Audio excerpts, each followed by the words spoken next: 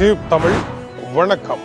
ஈரானினுடைய அதி உயர் மத தலைவர் அயதுல்லா அலி காமேனி மரணமடைந்து விட்டாரா? இரண்டு விதமான கருத்துக்கள் இன்று காலை ஓடிக்கொண்டிருக்கின்றன. முதலாவதாக அமெரிக்க அதிபர் டொனால்ட் ட்ரம்ப் அவருடைய மரணத்தை உறுதி செய்தார். இஸ்ரேலும் உறுதி செய்திருக்கின்றது. இவர்கள் இருவரும் கூறிய கருத்தை ஈரானினுடைய அரசு எந்த இடத்திலும் உறுதி செய்யவில்லை. அயதுல்லா அலி காமேனி வருவார் என்றும் மக்களுக்கு உரையாற்றுவார் என்றும் நேற்று செய்தி வெளியாகி இருந்தது. அதேவேளை ஈரானினுடைய அதிபர் தன்னுடைய கடமைகளை செய்து கொண்டிருக்கின்றார் என்றும் ஈரானில் இயல்பு வாழ்க்கை நடைபெறுகின்றது என்றும் அல் ஜசீரா தெரிவிக்கின்றது. ஆனால் இஸ்ரேல் அமெரிக்கா இரு நாடுகளை தவிர வேறு எந்த நாடும் அவர் மரணமடைந்து விட்டார் என்பதை உத்தியோகபூர்வமாக இன்னமும் ஊர்ஜிதம் செய்யவில்லை. ஐக்கிய நாடுகள் ஸ்தாபனத்தினுடைய செயலாளர் நாயகம் மிக தவறான ஒரு செயலை அமெரிக்காவும் இஸ்ரேலும் செய்து கொண்டிருக்கின்றன. சர்வதேச சட்டங்களையும் நியமங்களையும் அவமானப்படுத்தி மட்டமாக மதிக்கின்ற ஒரு செயலை செய்து கொண்டிருக்கின்றார்கள் என்று கடும் குற்றச்சாட்டை சுமத்தி இருக்கின்றார். அதேவேளை ஈரானினுடைய ரெவல்யூஷன் கார்ட் படைப்பிரிவினருடைய காலை தகவல்களின்படி மத்திய கிழக்கில் அமைந்திருக்கின்ற அமெரிக்காவினுடைய ராணுவ முகாம்கள் 14 தாக்குதலுக்கு உள்ளாகி இருப்பதாகவும் இதில் பல நூற்றுக்கணக்கான அமெரிக்க ராணுவத்தினர் கொல்லப்பட்டிருப்பதாகவும் அறிவித்திருக்கின்றார்கள். அதுபோல 5 பாரிய குண்டுகள் துபாயில் வெடித்திருக்கின்றன.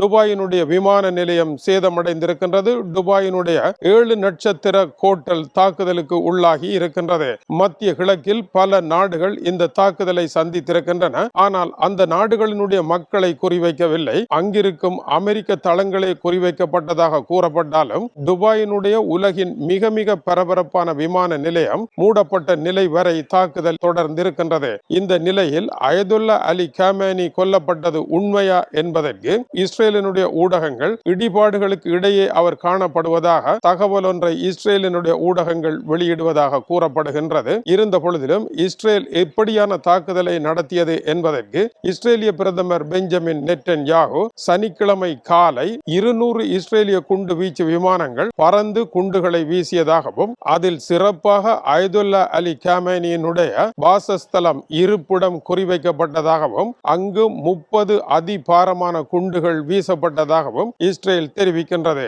அமெரிக்க அதிபர் மேலும் இதற்கு முண்டு கொடுக்கின்ற பொழுது தங்களுடைய அதிநவீன கருவிகள் அவர் எங்கே என்று பின்தொடர்ந்து கொண்டே இருந்ததாகவும் தங்களுடைய உளவு பிரிவினர் ஈரானில் கடுமையாக உழைத்ததாகவும் இவற்றை ஏமாற்றி அயதுல்லா அலி காமேனி பாதுகாப்பான ஓர் இடத்திற்கு செல்ல முடியாமல் போயிருக்கின்றது என்றும் டொனால்ட் ட்ரம்ப் தன்னுடைய வியாக்கியானத்தில் கூறியிருக்கின்றார். ஈரானிய மக்களை அந்த நாட்டினுடைய ஆட்சியை ஏற்படுத்த வேண்டும் என்றும் தங்களுடைய தாக்குதல் தொடரும் என்றும் ஒரு வார காலம் தொடரும் அல்லது அதற்கு மேலும் தொடரும் என்றும் அவர் குறிப்பிடுகின்றார். முக்கியமான இடங்களில் எல்லாம் அதிபாரமான குண்டு வீச்சுக்கள் நடைபெறும் என்றும் ஈரானின் இஸ்லாமிய குடியரசினுடைய ஆட்சி மாற்றி அமைக்கப்படும் வரை இந்த தாக்குதல் தொடரும் என்றும் அவர் குறிப்பிட்டு ஈரானினுடைய மத தலைவர் பற்றி தன்னுடைய கருத்துக்களையும் கூறியிருக்கின்றார். 37 வருடங்களாக அவருடைய இரும்பு பிடியில் அந்த நாடு இருந்தது என்றும் இனி அது இல்லை என்றும் டொனால்ட் ட்ரம்ப் குறிப்பிடுகின்றார். ஆனால் டொனால்ட் ட்ரம்பினுடைய கருத்தை ஈரான் ஏற்றுக்கொள்ள வேண்டும். ஈரானில் அப்படி நடந்ததாக அரச ஊடகங்களோ ஐக்கிய நாடுகள் சபையோ அல்லது சீனாவோ அல்லது ரஷ்ய அதிபர் புட்டினோ ஈரானினுடைய நட்பு நாடுகளாகிய மத்திய கிழக்கு நாடுகளோ யாருமே இந்த கருத்து உண்மைதான் என்பதை ஊர்ஜிதம் செய்யவில்லை என்பது இங்கு குறிப்பிடத்தக்கது. எனவே டொனால்ட் ட்ரம்பும் இஸ்ரேலும் வெளியிட்ட தகவலாகவே இந்த விவகாரம் இன்று காலை வரை உலா போய் இருக்கின்றது. ஆயினும் ஈரானினுடைய தாக்குதல்கள் தொடர்ந்த வண்ணம் இருக்கின்றன. ஈரானினுடைய தாக்குதலினால் இஸ்ரேலில் ஒரு பெண் மரணம் என்றும் 20 பேர் வரை படுகாயம் என்றும் கூறப்பட்டாலும் இந்த சேத விவரங்கள் கூட மற்ற நாடுகளினால் ஊர்ஜிதம் செய்யப்பட்டவை அல்ல. இவை இஸ்ரேல் வெளியிட்டிருக்கும் செய்திகளே. மறுபுறம் இஸ்ரேலினுடைய பாடசாலை பிள்ளைகள் மீது நடத்தப்பட்ட தாக்குதலில் 100 வரையான பெண் பிள்ளைகள் மரணமடைந்திருக்கின்றார்கள். இது சர்வதேச போர்க்குற்றம் என்று அன்று ஐக்கிய நாடுகள் சபையில் ஈரானினுடைய ஐநாவிற்கான பிரதிநிதி அமீர் சையத் இரவானி கடும் கண்டனம் வெளியிட்டிருக்கின்றார். இதை சர்வதேச சமுதாயம் பார்த்து கொண்டிருக்க கூடாது என்றும் காட்டு தர்பார் செய்து கொண்டிருக்கின்றன என்றும் அவர் சுட்டிக்காட்டினார். நேற்றிரவு ஐக்கிய நாடுகள் பாதுகாப்பு சபை இது குறித்து பூட்டிய அறைக்குள் அவசரமாக கூடி பேசியிருக்கின்றது. அவர்கள் என்ன முடிவு செய்தார்கள் என்பது வெளியிடப்படவில்லை. அயதுல்லா அலி காமேனி தனியே ஒருவர் மட்டும் அல்ல, அவரை போல மேலும் பல அதிகார மையங்கள் ஈரானில் உண்டு.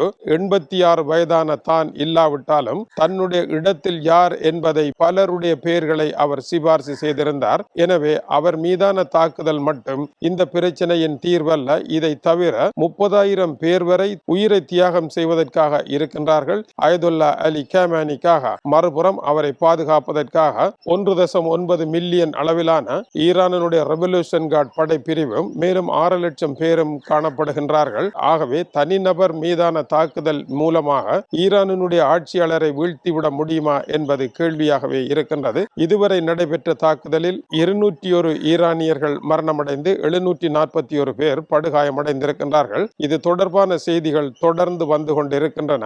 ஈரானுடைய அதி உயர் மத தலைவருக்கு என்ன நடைபெற்றது என்பதை சீனா, ரஷ்யா போன்ற ஈரானுடைய அதி உயர் நண்பர்கள் ஊர்ஜிதம் செய்யாமல் அந்த செய்தியை நம்ப முடியுமா என்பது கேள்விக்குறியாகவே இருக்கின்றது. பெரும் பிரச்சார போர் ஒன்று நடைபெற்றுக் கொண்டு இருக்கின்ற காரணத்தினால் எல்லா விடயங்களையும் நிதானமாகவே கூற வேண்டிய தேவை இருப்பதையும் மறப்பதற்கு இல்லை.